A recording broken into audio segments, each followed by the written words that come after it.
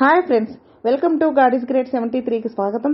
Friends, మీరు కొత్త వారు కనుకైతే మీ ఛానల్ని సబ్స్క్రైబ్ చేసుకోండి ఫ్రెండ్స్. నేను పెట్టిన ప్రతి వీడియో మీకు నోటిఫికేషన్ వస్తుంది. అలాగే పక్కనున్న బెల్ ఐకాన్ నొక్కి లైక్ చేసుకోండి ఫ్రెండ్స్. ఇక మన వీడియోలోకి వెళ్దాం. ఎవరి శివుడు, ఎవరికి పుట్టాడు, కొత్త మంత్రం ఏంటి, ఈ మంత్రాన్ని ఎలా పలకాలి, వాటి గురించి ఇప్పుడు తెలుసుకుందాం. శివుడు ఆజ్ఞ లేనిదే చీమైనా కుట్టదని చెబుతుంటారు కదా.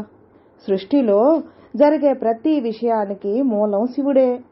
ఆయన సర్వవ్యాపి, సర్వాంతర్యామి. శివుడు ఎంతవరకు విస్తరించి ఉన్నాడో చెప్పడం అసంభవం. ఆయనకు పుట్టుక, చావు రెండూ లేవు. సరిగ్గా ఈ మాట అన్నప్పుడే శివుడు ఎప్పుడు పుట్టాడు, ఎవరికి పుట్టాడన్న ప్రశ్న బయలుదేరుతుంది. ఈ ప్రశ్నకు పండితులు ఏం చెబుతున్నారు, పురాణాల్లో ఏముందో ఇప్పుడు మనం తెలుసుకుందాం.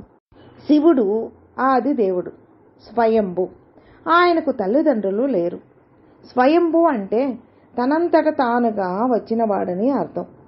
ఈ సృష్టే శివరూపం కాబట్టి శివుడు ఎవరికీ పుట్టలేదని చెప్పాలి. ఈ జగత్తుకు తండ్రి శివుడు. సమస్త జగత్తు శివుడికి నుంచి పుట్టినదని చెబుతుంది శివపురాణం. సృష్టిలోని ప్రతిదీ శివుడి నుంచే వచ్చి తిరిగి శివుడిలోనే కలిసిపోతుంది. హిందూ మతంలో 3.5 కోట్ల మంది దేవుళ్ళు ఉన్నారు. బ్రహ్మ, విష్ణు, మహేశ్వరుడు అంటే వీళ్ళు ముగ్గురు మహాశివుడు. త్రిమూర్తుల్లో శివుడు మహాదేవుడు. 3.5 కోట్ల మంది దేవుళ్లకు బ్రహ్మ, విష్ణుమూర్తులకు కూడా శివుడు దేవుడు, విష్ణువు.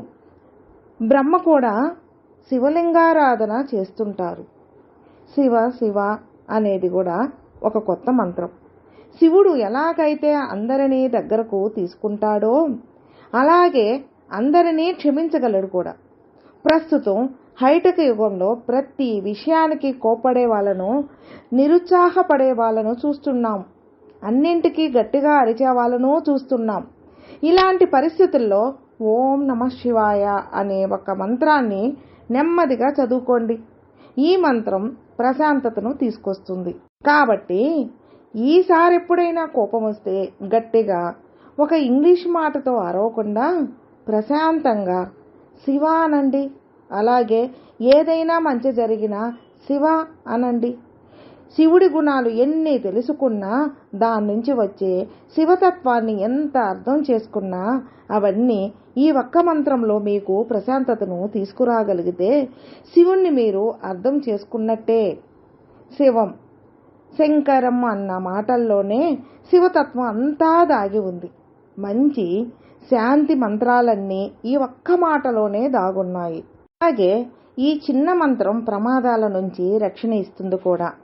అదేంటంటే ఓం త్రయంబకం యజామహే సుగంధిం పుష్టివర్ధనం ఊర్వారుకమివ బంధనాత్ మృత్యోర్ముక్షీయ మామృతాత్. ఈ మంత్రం చాలా మంచి ఉపయోగపడుతుంది. మనిషికి ఆయురారోగ్యాన్ని, సౌభాగ్యాన్ని, దీర్ఘాయును, ప్రశాంతతను, సంతోషాన్ని ఇచ్చేదే మహామృత్యుంజయ మంత్రం. శైవులు దీనిని రుద్రాభిషేకంలో, వైష్ణవులు పాంచరాత్రం దీక్షలో హోమ భస్మధారణ మంత్రంగా చెప్పుకుంటారు. ఈ మంత్రం పరమ పవిత్రమైనది, అత్యంత ప్రాచుర్యమైనది. క్షీరసాగర మథనంలో వచ్చిన విషాన్ని పరమేశ్వరుడు దిగమింగి మృత్యుంజయుడు అయ్యాడు. అందుకే ఈ మంత్రం జపించిన వారంతా ఆ పరమేశ్వరుడి ఆశీస్సులు పొందుతారని భక్తుల విశ్వాసం. మహామృత్యుంజయ మంత్రాన్ని సంజీవని మంత్రం అని, మార్కండేయ మంత్రం అని కూడా అంటారు.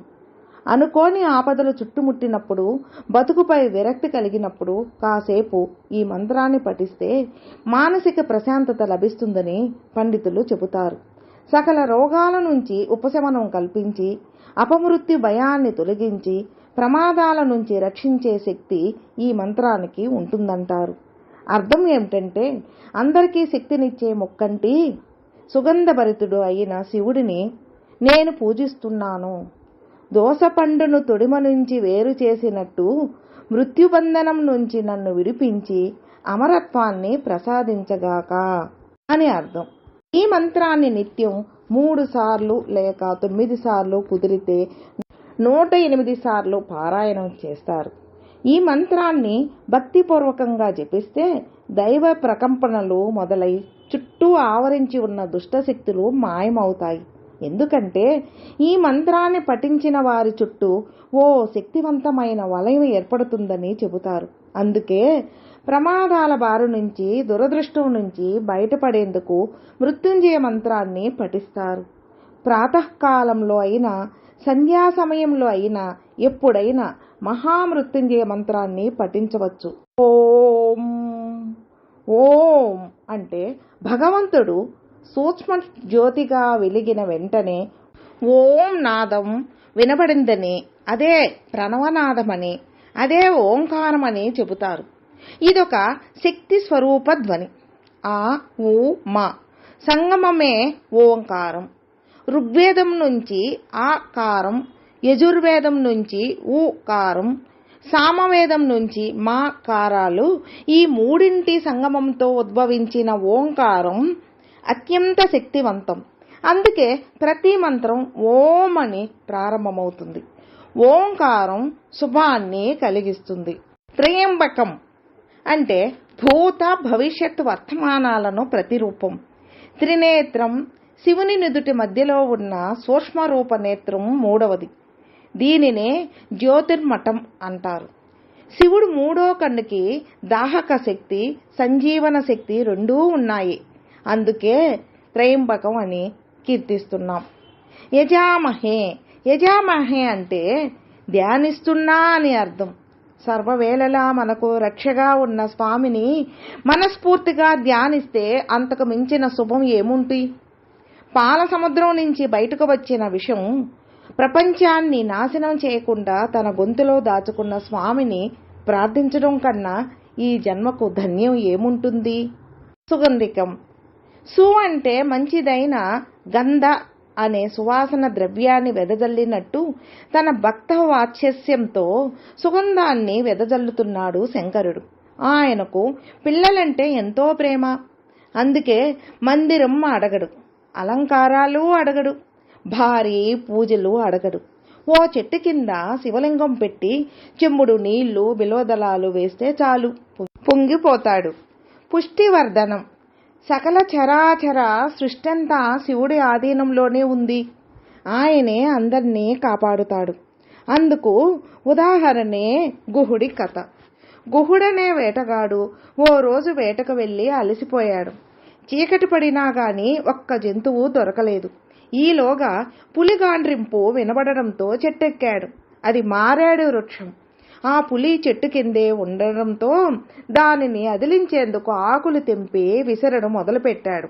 ఆ కిందనే శివలింగం ఉందని ఆ వేటగాడికి తెలియదు. ఆ రోజు శివరాత్రి. పులి ఉందని ఆకులు వేయడం ఆపలేదు. వేటగాడు దిగి వస్తాడని పులి అక్కడి నుంచి కదల్లేదు. తెల్లారిపోయింది. అలా తెలియకుండా వేటగాడు పులి చేసిన దీక్షకు మోక్షం ప్రసాదించాడు. పూర్వూరుకమివ బంధనాత్. దోసకాయ పక్వానికి వచ్చిన వెంటనే తొడిమను తెంపాల్సిన అవసరం లేదు.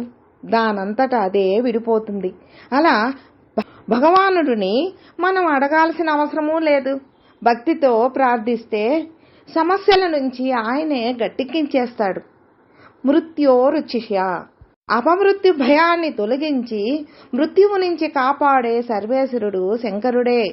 మృత్యు అంటే భౌతిక మరణం కాదు. ఆధ్యాత్మికంగా చేతనం లేకపోవడం కూడా మృత్యు సమానమే. భక్తి లేని ఈ జీవితం నిర్జీవమే. అమృతాత్. ఆయన శిరస్సు పైన కాసిన నీళ్లు చిలకరించినా వాటిని అమృతంగా మార్చి అందిస్తాడు. అందుకే శ్రీనాథుడు ఇలా స్తుతించాడు.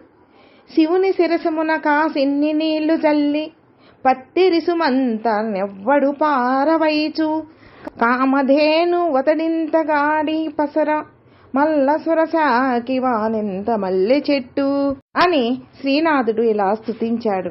ఫ్రెండ్స్, మీకు ఈ వీడియో నచ్చితే లైక్ చేయండి, మీ ఫ్రెండ్స్కి షేర్ చేయండి. సబ్స్క్రైబ్ చేసుకున్నట్లయితే ప్లీజ్ సబ్స్క్రైబ్ చేసుకోండి. నేను పెట్టిన ప్రతి వీడియో మీకు నోటిఫికేషన్ వస్తుంది. అలాగే మీ అభిప్రాయాన్ని కామెంట్లో మెసేజ్ చేయండి. ఓం నమః శివాయ నమః.